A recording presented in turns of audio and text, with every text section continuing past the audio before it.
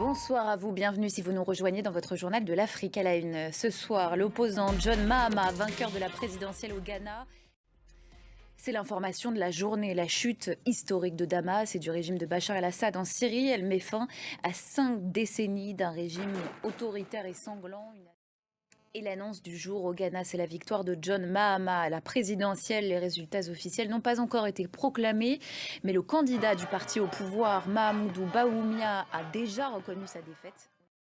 Et cette victoire marque un retour historique pour John Mahama. Il devient le premier chef d'État du pays à reprendre la présidence après en avoir été chassé par les urnes.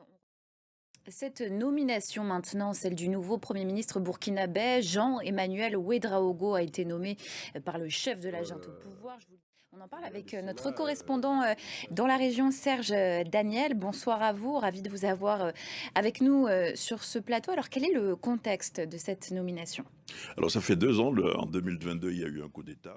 Serge Daniel, correspondant régional de France 24, qui nous fait le plaisir d'être avec nous sur ce plateau ce soir. Merci à vous pour votre décryptage. C'est un pays qui, lui, connaît l'un des taux de féminicide et de viol parmi les plus élevés au monde. L'Afrique du Sud, où les femmes dénoncent un manque d'efficacité des autorités face à ce fléau. Et pour cause, certaines victimes ont parfois besoin de se cacher plusieurs mois pour éviter le pire. Voyez le reportage sur place, signé Caroline Dumais, Stéphane Carsten et Tom Canetti. Cette question maintenant, que se passe-t-il dans les rangs de la police kenyane déployée au sein de la force multinationale en Haïti? Selon nos confrères de l'agence Reuters, une vingtaine d'officiers auraient envoyé leur démission au commandement des troupes, et ce, faute de versement de leur salaire, une information vite démentie par la mission multinationale d'aide à la police haïtienne.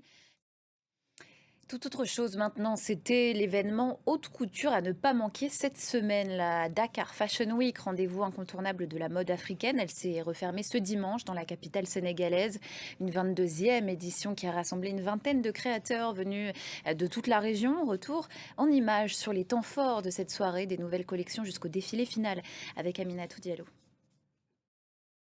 Voilà, c'est sur ces belles images qu'on se quitte. Merci pour votre attention. Restez avec nous sur France 24.